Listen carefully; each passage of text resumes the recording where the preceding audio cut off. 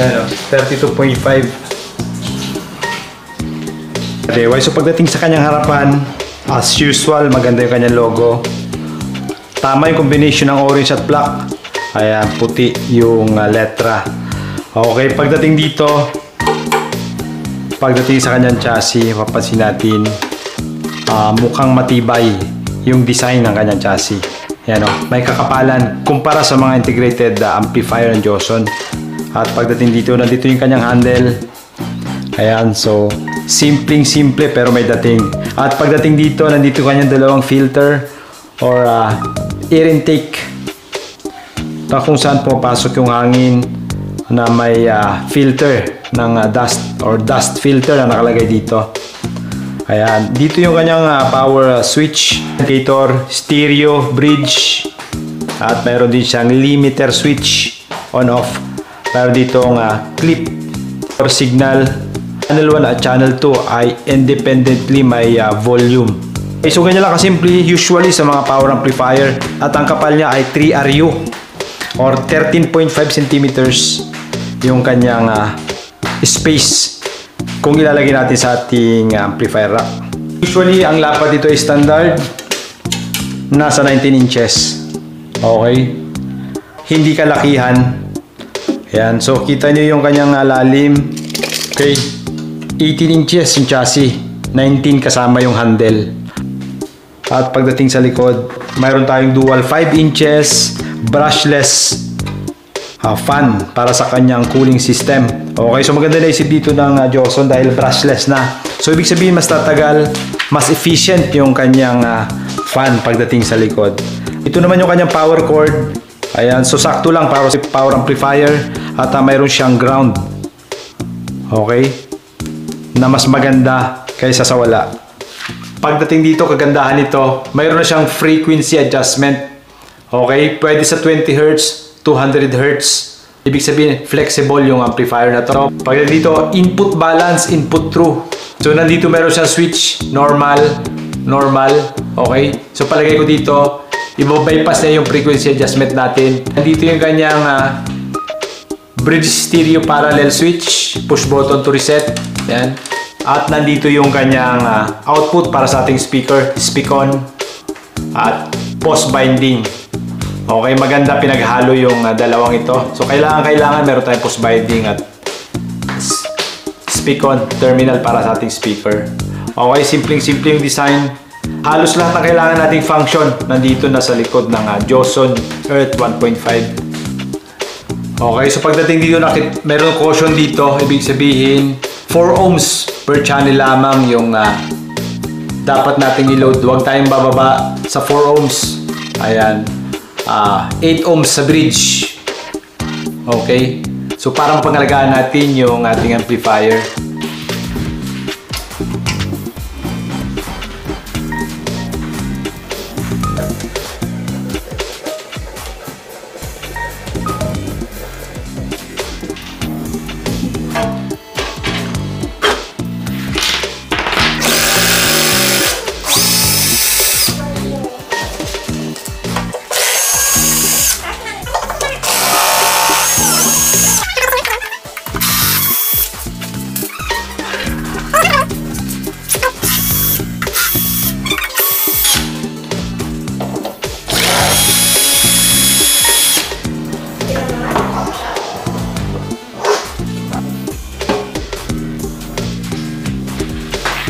Okay mga DIY, so pagdating sa kanyang internal, kitang-kita agad natin yung size ng kanyang transformer. Okay, so hindi ko makita yung specification nito. Kaya so pakicheck na lang guys online yung ayun, so natakpan ng yung sticker niya nakatapat dito sa ating chassis. So, pagdating sa kanyang transistor, mayroon tayong 18 pairs per channel yung kanyang power transistor, at may extra dito ng dalawa. Yan. So dalawa dito, dalawa sa kabila. So total 22 per channel. Okay, so ganun din sa kabila. Upgraded na rin yung kanyang mga wire. Mas mataba compare sa mga integrated amplifier, at well organized yung kanyang mga wiring sa loob. Pagdating sa kanyang capacitor, mayroon tayong 12 pieces na 100 volts at 10,000 microfarad each. Okay, so pang malakasan na rin yung kanyang mga piyesa dito sa loob. Ayan, pati yung kanyang mga resistor ay makabago na rin. Okay, so sobrang laki ng kanyang fan. Ayan, so malakas yung higop ng ganitong klaseng size. 5 inches yung kanyang fan. Kagandahan sa amplifier na to, hindi kalakihan yung kanyang size. Saktong-sakto o tamang-tama na busog yung laman para sa kanyang chassis. Ayan, so walang bakanting lugar, mas magandang tignan. Mas organized kapag saktong-sakto yung laman sa loob. Okay, so marami na nakapag-unbox nito, nakapagpakita ng loob. Okay guys, so itong sa atin ay binigyan na lamang natin ng basic na paliwanag yung kanyang internal sa loob. Okay, meron din naman siyang relay.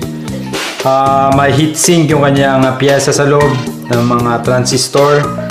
So nakapagbibigay ng o nakakatulong upang hindi masyadong uminit yung mga piyesa sa loob. Ayan. So heavy duty yung kanyang mga resistor sa loob. Mayroon pala siyang rubber. Okay. Suporta sa kanyang transformer. Okay. Nasa 4 inches yung kapal. At yung laki niya ganito. 7 inches yung diameter. Meron tayong 2,400 watts na speaker per channel. Okay. So 1,200 RMS ang bawat isa. Okay, match na match. Para sa ating Joson Earth. Yan, para matest natin yung kanyang lakas. Titignan natin kung bibilis yung ikot ng fan. O titignan natin kung iinit yung hangin sa likod. Tignan natin kung mahirapan yung ating Joson Earth na to. Okay? Gagawin natin dito o natin i-maximize natin or maximum yung volume niya.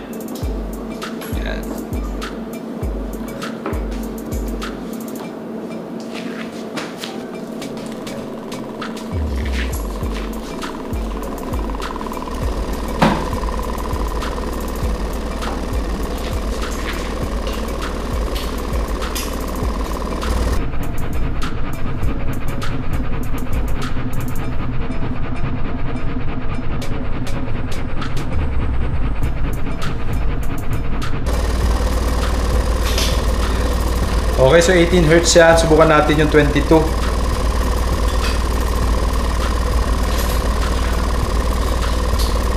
Or 24.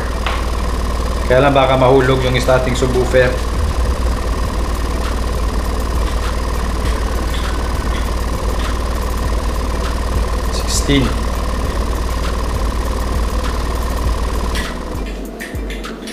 Subukan natin itong 16 Hz or 17 Hz.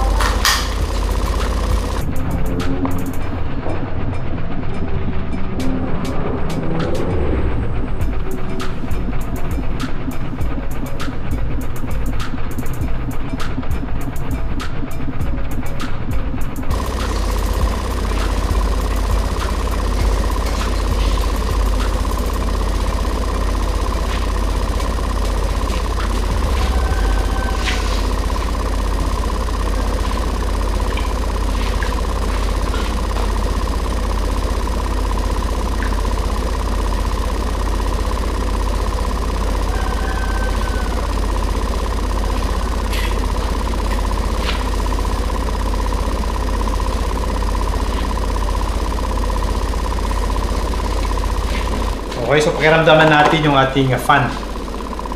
Okay, so halos wala pang kainit-init. Kayang-kaya ng ating amplifier yung ganung galaw.